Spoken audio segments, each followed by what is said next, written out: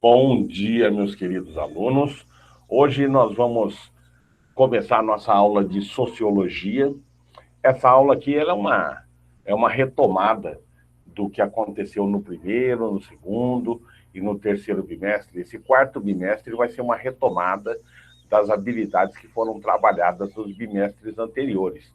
Então, a gente não vai estar falando de nada muito novo. De repente, com essa revisão, você começa a compreender melhor o que está acontecendo, tá? A ter um entendimento mais tranquilo, né? Que sociologia é tranquilo, cara. À medida que você entendeu como funciona esse tipo de análise sociológica, poxa, e o princípio básico é aquilo que eu dei para vocês na semana passada, que é o estranhamento da realidade. É não acreditar que tudo que existe na nossa sociedade existe de forma natural. Tudo que existe na nossa sociedade com relação a comportamento, a cultura, né, a valores que são defendidos, tudo isso é uma construção humana, tá? Não faz parte da natureza. Então a gente dividiu bem, né? O que é uma coisa natural e o que é uma coisa artificial, né? Uma coisa que é criada, né? E como que a gente deve interpretar aquilo que é natural e aquilo que não é natural nessas relações humanas, né? E para a gente fazer isso, a gente tem que usar do olhar de estranhamento, né? Estranhar a realidade, procurar explicar essa realidade. No segundo passo, a gente começa a entender essa realidade da seguinte forma: o que é senso comum e o que é conhecimento científico, né? O que é achismo e o que realmente pode ser comprovado pela ciência, né?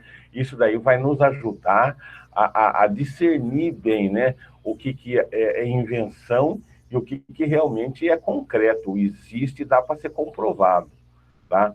Então, agindo dessa forma, a gente começa a usar alguns conceitos da ciência, tá?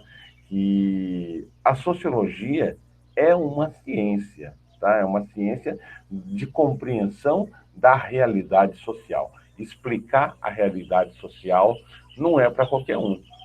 Você abre o Facebook, você abre o seu Zap, você olha lá, tem um monte de gente que agora virou expert, né? Em explicar a realidade, se dizer, ó, fulano de tal é ruim, fulano de tal é bom, quer dizer, mas sem nenhum tipo de análise, né? Tudo na base do achismo, né?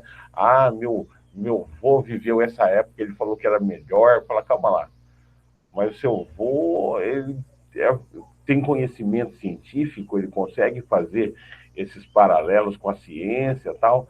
Não, mas meu avô viveu lá. Bom, a experiência só, gente, não pode ser colocada como base concreta para argumentar qualquer coisa, tá? Não adianta alguém perguntar, mas por que você pensa assim? Ah, porque meu tio falou? Porque meu professor falou? Não, não é assim. Você tem que construir uma base de análise dessa realidade, tá bom? Por isso que, às vezes, eu tiro muito sarro quando eu vejo algumas postagens, né? Que sem base nenhuma faz crítica, né? Diga assim, lincha uma pessoa ou então engrandece uma pessoa, mas sem base nenhuma, né? Por exemplo, tem gente que elogia político porque faz isso, faz aquilo. Eu não elogio o político porque ele não faz nada mais do que a obrigação dele. Ele está ganhando para aquilo, né? Então, a realidade eu analiso dessa forma. É a mesma coisa de você querer abraçar o mecânico porque o mecânico consertou seu carro. Além de ele fazer o papel dele como profissional, você ainda está pagando para ele, né? Então, gente que se reúne para bater palma para político, eu acho que ele não tem total compreensão da realidade dele, tá? É dessa forma que você começa a colocar o pé no chão dentro da sociologia. Avançando no no nosso aprendizado, a gente vai partir agora para um outro viés da sociologia, que é justamente um momento que a gente já trabalhou, que é a socialização. O que é socialização? Quando a gente nasce, quando a gente começa a fazer parte de uma família, É essa família que tem por obrigação iniciar a criança no aprendizado do mundo, né? Ensinar ela a ir ao banheiro, ensinar ela a comer, ensinar ela a falar, ensinar ela a andar. Nós só andamos, né? Nós só andamos, né? Nas pernas, né? Andando passo a passo, justamente porque nos foi ensinado. Se não nos fosse ensinado dessa forma, provavelmente nós andaríamos de quatro pés, como todo e qualquer animal. Mas o homem, como ele tem essa capacidade, ele tem o cérebro desenvolvido, consegue desenvolver equilíbrio, ele descobriu que ele pode andar de forma ereta. E essa forma de andar, ela é ensinada, tá? Se você deixar uma criança naturalmente e não ensinar ela a andar nas duas pernas, provavelmente ela nunca vai andar na vida. Quer dizer, a forma como nós nos comportamos, gente, ela é totalmente externa a gente. Os nossos valores, as roupas que nós gostamos, o conceito estético do bonito e do feio, tá? Tudo isso aí são valores que são passados para a gente desde pequeno, tá? E esse processo é chamado de socialização. Essa chamada socialização, que é esse processo de aprendizado, ela acontece basicamente em dois níveis. O primeiro nível em casa, né, que é a socialização primária, onde sua mãe, seu pai, você vai aprender por aproximação com seus irmãos, como que você deve se comportar, como que você deve entender o mundo, o que, que você deve valorizar. Isso daí é a socialização primária. À medida que você já tomou posse dessa, desses valores primários, aí então, por volta dos 6, 4, 5, 6 anos, você começa a ter os primeiros amiguinhos, você começa a frequentar uma escolinha, ou seja, você começa a deixar o seu núcleo familiar. E é nesse momento que você começa a deixar o seu núcleo familiar que dá-se início à chamada socialização secundária. Daí você vai participar de outros grupos sociais. Um grupo social, por exemplo, da escola, da igreja, sei lá, um grupo de amigos. Você vai sair de casa e vai começar a perceber que nem todo mundo age igual, nem todo mundo pensa igual, nem todo mundo valoriza as mesmas coisas que a sua família, né? Se veste como a sua família, tem a mesma religião que a sua família. E essa percepção é o início. Desculpa, gente. E essa percepção é o início da chamada socialização secundária, tá? Então, é o momento que você vai ter contato com outros grupos sociais e adquirir ou não os valores desses grupos sociais. Isso tudo vai depender de como que foi ensinado para você os valores primários. Por exemplo, tem coisas que vão bater de encontro, né, de frente com os seus valores primários. Por exemplo, é muito comum, por exemplo, quando você cresce numa família tradicional, você vai dormir, ou você chega, ou você vai sair, você fala, bença pai, bença mãe, né? Tem muito disso, né? E a primeira vez que eu vi esse tipo de coisa, em casa costumava se fazer isso, né? E eu fui passar um tempo na casa de um amigo meu, né? Um quase primo, né? Aqueles amigos que é quase parente, né? E eu notei, ainda era criança, eu notei que na família dele não tinha esse negócio de quando vai sair, quando vai chegar, falar bença pai, bença mãe. Daí eu comecei a perceber isso, né? Que são tratamentos, são formas de agir, de pensar, de entender o mundo que eram totalmente diferentes dos meus valores. Eu deixei de falar bença pai, bença mãe na hora de dormir? Eu não, quer dizer, mesmo sabendo que outras pessoas não fazem isso, eu preservei os meus valores. Então, tudo sempre depende de como que é transmitidos, qual a profundidade desses valores, né? Quantas e quantas pessoas nascem numa religião e quando ela adquire uma determinada consciência da realidade, ela troca de religião, muda de religião. Justamente o porquê? Porque a socialização secundária teve mais peso do que a primária. Ou seja, quando ele nasceu, a mãe dele, pequenininho, foi lá e batizou ele na Igreja Católica. Depois, com o tempo, ele descobriu que, na verdade, ele gostaria de ser evangélico. Ora, olha só a socialização secundária se sobrepondo à socialização primária. Isso quer dizer que a socialização primária é mais forte que a primária? Uma vai se sobrepor à outra? Não. Isso significa que você está tendo compreensões da realidade que está colocada para você e está sendo capaz de avaliar o que é bom, o que é ruim para a sua pessoa, individualmente. Entendeu? Para a gente ilustrar melhor isso daí, eu tenho um vídeo para apresentar para vocês, tá bom? Só que antes de apresentar o vídeo, eu queria perguntar para vocês, pode abrir o microfone e só responder, tá bom? Rapaziada, alguém tem dúvida até aqui do que está sendo falado a respeito de socialização primária e secundária? César? Ainda não, professor. Você também, Luiz? Como está? Ainda não, professor, ainda não. Tá tranquilo, né? Uhum. Qualquer dúvida, vocês me falam. Então, agora eu vou soltar um vídeo. Esse vídeo ele é bem rapidinho, tá? Não é aquele negócio enfadonho, fica 3 horas falando, não. Eu queria que vocês prestassem atenção, porque ele vai ser muito esclarecedor no sentido, assim, de fixar essa ideia do que é socialização primária e secundária, tá bom? Tem um detalhe que eu queria falar. Nos livros que a gente tem do ensino médio, a sociologia sempre vai estar dividida em primária e secundária. Só que quando você vai estudar mais profundamente a sociologia, você descobre que existe a chamada socialização terciária. É quando, por exemplo, o indivíduo atinge um nível de compreensão da realidade onde ele começa a formular, né, comportamentos, né, entendimentos de mundo.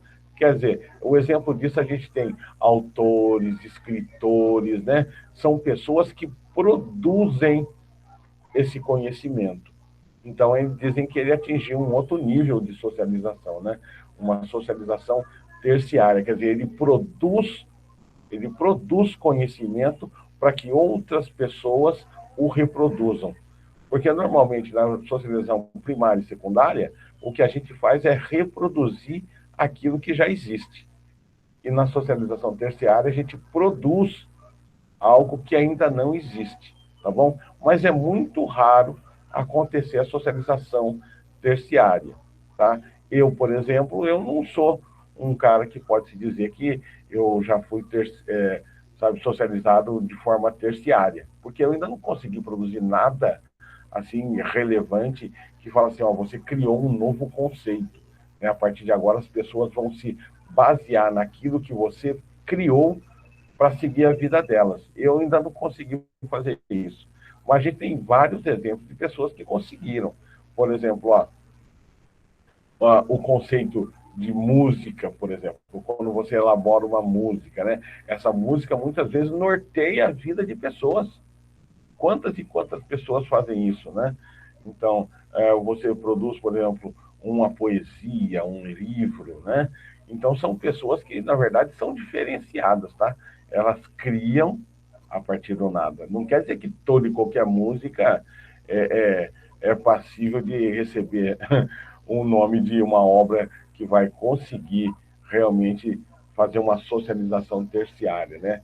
O cara, ele produziu, mas o que ele produziu não tem peso nenhum, né? Então, calma lá, né? Então, é muito difícil atingir esse nível. Vamos, então, ver aqui agora esse vídeo, tá bom? É um videozinho bem tranquilo.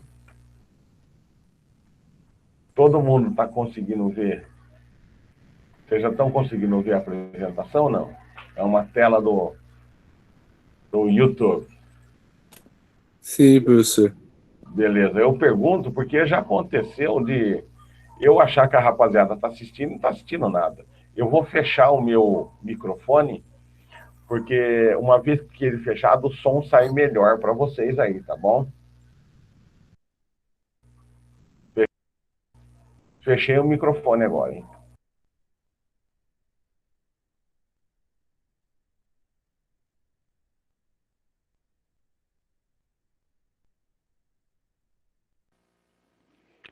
Olá pessoal, tudo bem? Você conhece esse quadro aqui? Trata-se de uma das obras mais importantes do Renascimento italiano. O nome dessa obra é A Sagrada Família Canigiani, também conhecida simplesmente como A Sagrada Família. É uma obra muito famosa do pintor Rafael Sanzio. Bom, eu escolhi essa obra para começar aqui a nossa discussão, porque o primeiro ponto que eu queria destacar é justamente essa questão aqui da família. O que a gente vê nessa obra aqui é uma família cuidando de duas crianças. E aí eu acho que todos vocês hão de concordar que a família é uma instituição social extremamente importante na nossa sociedade.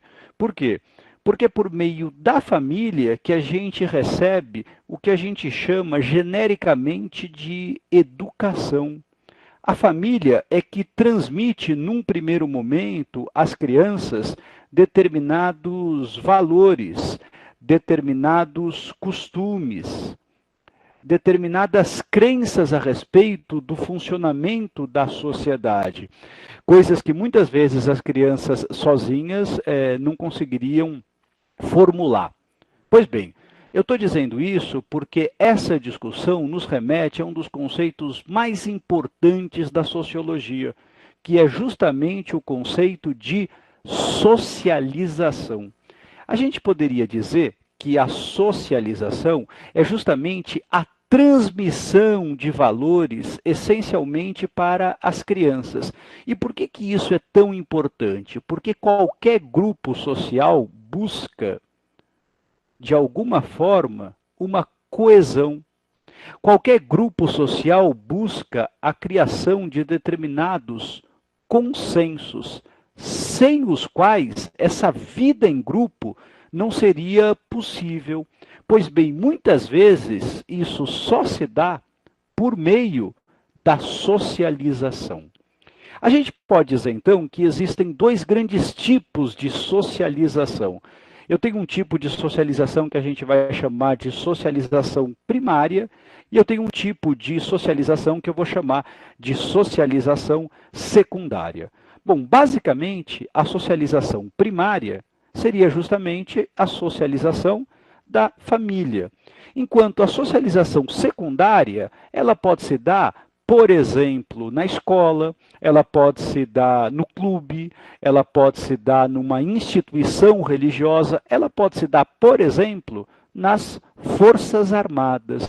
O que significa que, inicialmente, nós recebemos os nossos valores fundamentais da família, mas depois, num segundo momento, outras instituições sociais vão ser responsáveis por continuar esse processo de socialização.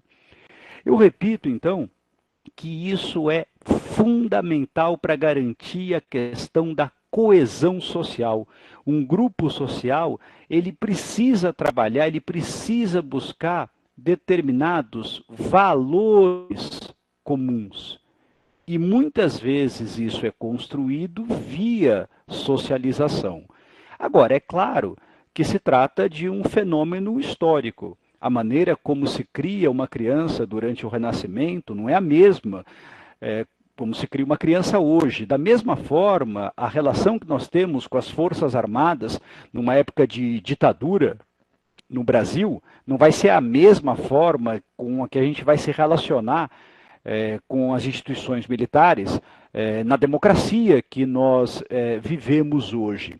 E também é importante que se diga que não é porque nós recebemos esses valores via socialização que a gente não pode, eventualmente, discordar deles. É claro que essa discordância pode gerar, dependendo da sociedade, uma forma de sanção. Mas a gente não deve pensar na socialização como uma via de mão única. Agora, essa discussão a respeito da socialização, ela nos empurra também para dois conceitos que são muito importantes na teoria do Max Weber, que são os conceitos de dominação e de poder. O Weber, ele falava de várias formas de dominação e de poder. A gente pode tentar simplificar apontando a dominação tradicional, que é baseada nos costumes, a dominação carismática, que é baseada em motivos afetivos, e a dominação legal, que é baseada, de alguma forma, na racionalidade. Bom, para você entender um pouquinho melhor isso, essa dominação tradicional, que é baseada nos costumes, é, por exemplo, a dominação que se dá dentro da família. Quando a gente pensa numa sociedade patriarcal, a própria figura do pai, tá certo? Tem uma importância e domina os outros elementos da família e da sociedade com base nessa dominação tradicional. Pensando no Brasil, o coronelismo na República Velha, muitas vezes se baseava nesse tipo de dominação, esse poder que está arraigado nos costumes, e por isso é muito difícil de ser mudado. Já a dominação carismática, ela se baseia em motivos afetivos. Muitas vezes se trata de um líder que tem esse carisma e consegue, por isso, dominar um determinado grupo. Quando a gente pensa, por exemplo, nos regimes populistas, a gente tem exatamente isso. Um exemplo é Getúlio Vargas.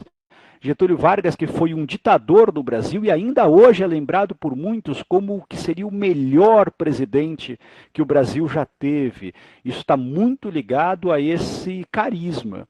E a dominação legal, ela se dá muitas vezes, como o nome diz, com base na lei, com base no Estado. É a dominação que se constrói, muitas vezes, na sociedade democrática.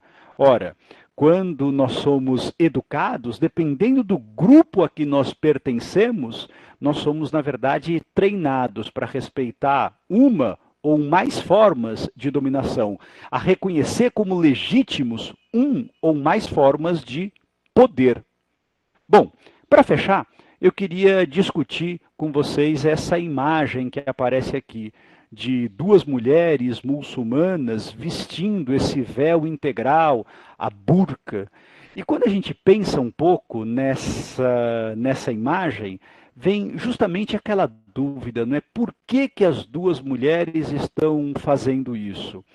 Bom, num primeiro momento a gente pode pensar nessa questão da socialização, porque provavelmente elas foram educadas para aceitar isso, para reconhecer isso como natural. E dependendo da região do planeta, não respeitar esses valores pode justamente gerar algum tipo de punição. Pode haver, então, aqui uma forma de dominação que é uma forma de dominação tradicional, baseada nos costumes.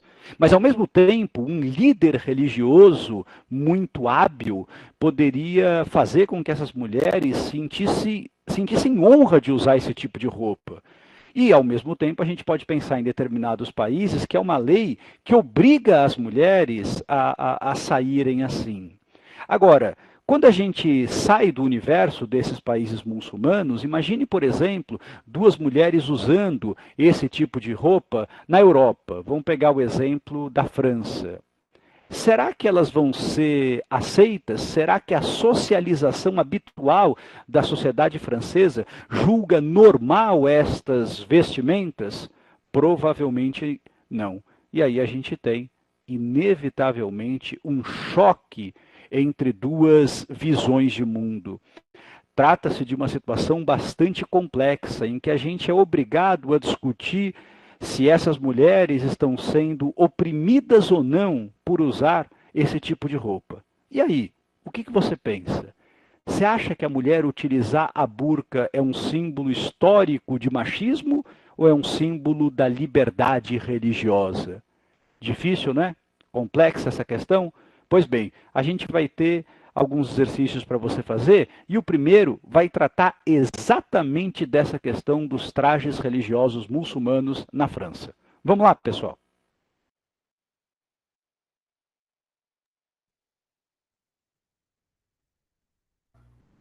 Voltando para cá, todo mundo a postos aí, só coloca um S. Só coloca um S.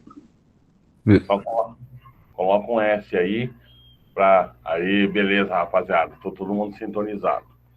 O problema não tá falando no espaço sozinho, vocês não estão acompanhando.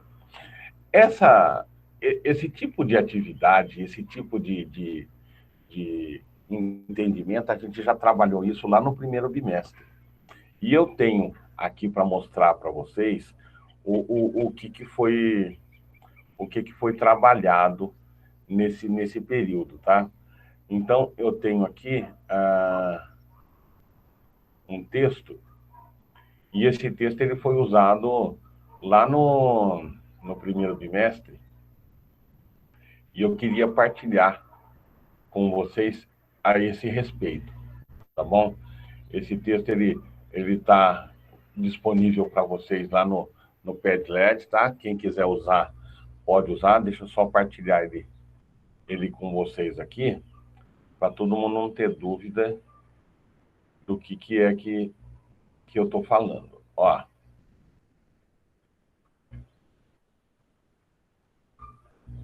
O texto que eu quero que vocês deem uma olhada, ele já deve estar aparecendo para vocês. Deixa eu só aumentar o tamanho dele aqui, para ficar mais fácil visualizar. Vou tirar também essa parte daqui de cima. Aí. Agora vamos lá. Todo mundo está conseguindo visualizar o texto? Tá, né?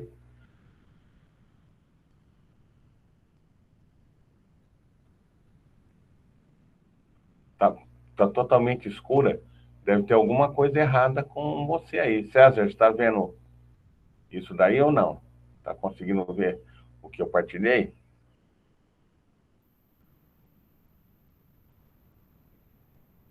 Está conseguindo? Voltou?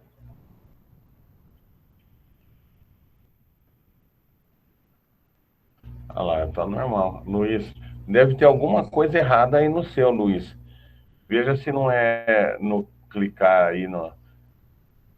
Deve ter alguma coisa errada aí. Tá bom? Eu não sei o que é, mas tem alguma coisa errada. Porque tá saindo sim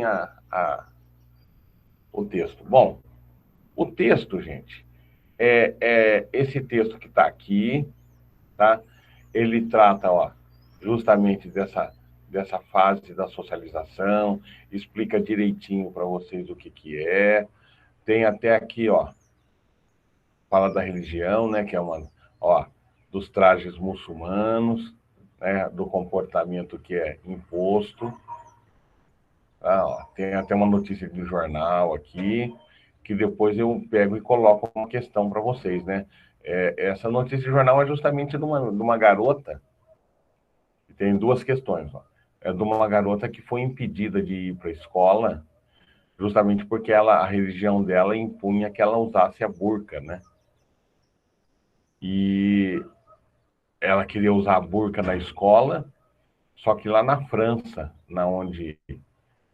onde aconteceu esse caso, lá na França existe muito atentado terrorista, então nunca se sabe quem que está por detrás daquele véu, qual que é a intenção. Então a sociedade francesa teve muita crítica em cima disso, né? Então é colocado para vocês, né, nesse texto, as implicações, né, de se acontecer isso, pergunta a sua opinião, pede para você fazer uma análise, mas não é esse o exercício que eu vou propor para vocês, tá? Isso aí é só uma referência para vocês do que foi dado lá no primeiro bimestre a respeito desse assunto, tá bom? Então, além desse exercício, além desse texto, eu tenho um outro texto também, e esse outro texto, ele trata ele trata de um assunto também bem parecido, ó, que é o assunto dessa semana aqui. Se vocês olharem, eu vou apresentar ele para vocês.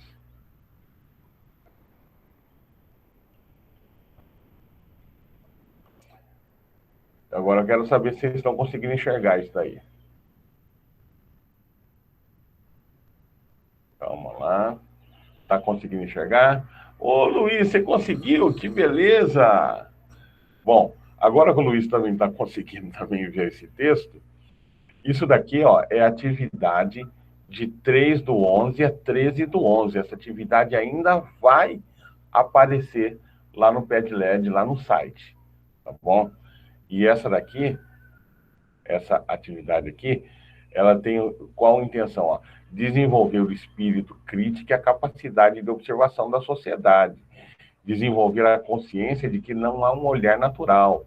Todos os olhares são sempre construções sociais, tá? Que é justamente o quê? Um passo a mais além do que a gente está vendo, ó. Ler com atenção o texto Senso Comum e Conhecimento Científico, tá? Que também está disponível para vocês. Eu peço como orientação vocês fazem isso. E daí vem as duas questões, ó. Tem duas questões que estão sendo colocadas, ó. O texto referência é o do dia 11/5 a 15/5, lá do primeiro bimestre. Se você quiser acessar o texto, é só clicar aqui, você já vai lá, para você conseguir ter acesso ao texto. E aí aqui, ó, você tem a atividade. Ao indicar a alternativa, você tem que justificar a sua resposta.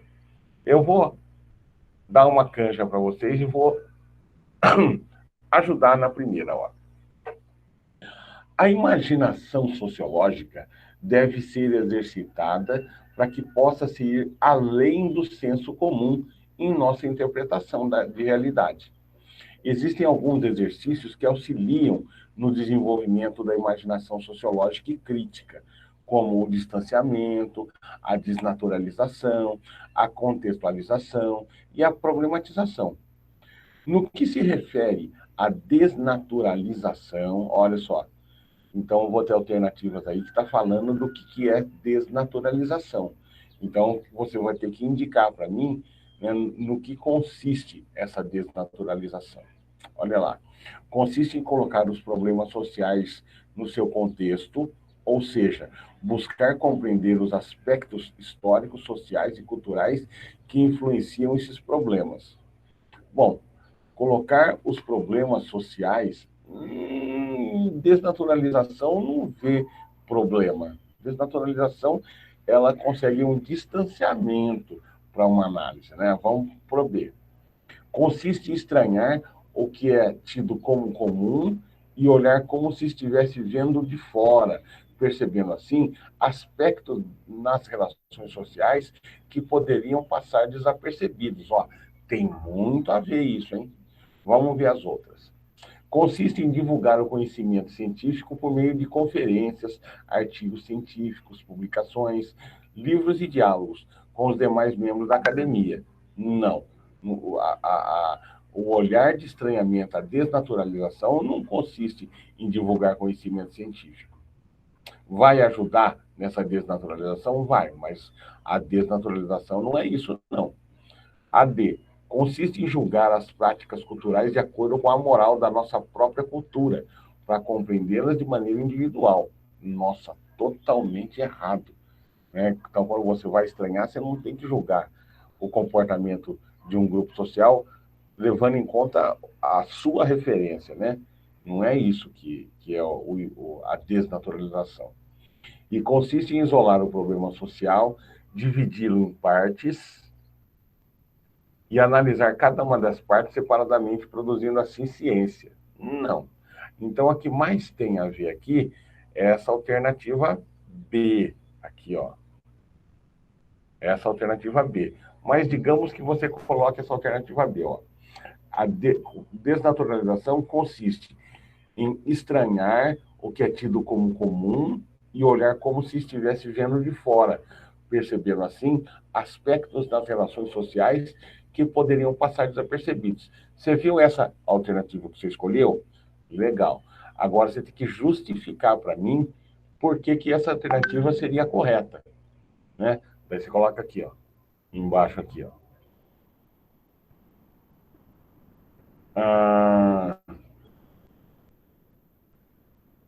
E a gente vai responder assim, ó. A desnaturalização consiste em justamente nos afastarmos daquilo que é comum, né, para que possamos enxergar modos e formas de agir diferentes, né, ou que usualmente nós não perceberíamos. Olha só, já está justificada a sua resposta, entendeu? Então é um exercíciozinho bem tranquilo. Esse exercício vai estar colocado para vocês a partir da semana que vem, tá bom? Mas quem quiser que eu mande, só me coloca o e-mail aí que eu mando para você essa atividade, até mesmo antes dela estar lá no site da escola, tá bom? Se alguém quiser que eu faça isso, só colocar o e-mail aí. César, você já vai ter que colocar o e-mail para eu te mandar a recuperação dos 2 bimestres, tá bom? Então, se você quiser também esse arquivo, eu anexo ele e mando para você também, tá bom? Não tem problema nenhum, tá? Você também, tá, Luiz? Se quiser, é só colocar aí, eu mando para você. O do terceiro? Não, ainda não, Luiz. Ainda não. Estou tentando pegar o máximo de pessoas do primeiro e do segundo para eu botar do terceiro, tá bom? Só mais uma semaninha aí, pelo menos, então eu já coloco a do terceiro bimestre, tá bom? E eu tenho um outro texto aqui, que é... Não, esse é roteiro de atividade. Depois... É isso mesmo. É isso mesmo. Chega. Eu não vou ficar enchendo vocês de textos, não, senão depois pode acabar confundindo vocês. Basicamente, pessoal, a nossa aula de hoje é isso, tá bom? Não tem muito a acrescentar, é mais uma revisão mesmo, tá? Eu só queria perguntar para vocês se alguém ficou com alguma dúvida do que é para ser feito, do que foi falado. Apesar que um pouco do que eu falei aqui, a gente teve lá durante o período presencial, né? Então, isso ajudou muito na compreensão. Tudo bem? Todo mundo está satisfeito? Todo mundo compreendeu certinho? Só me coloca... Sim, professor. Beleza, Sérgio. Então, nós vamos fazer o seguinte. Rapaziada, a partir de agora, está encerrada a aula, tá bom? Ó, tá bom? Muito obrigado pela presença de vocês. Bom final de semana, tá bom? Bom final de semana e não deixe de divulgar as minhas aulas, tá bom? Se tiver algum amigo de vocês dos primeiros anos, se vocês fizerem parte dos grupos, dá um toque neles que eu estou fazendo as recuperações, tá bom? Me ajuda nesse sentido aí, tá bom? Obrigado. Beleza então, professor. Bom final de semana aí para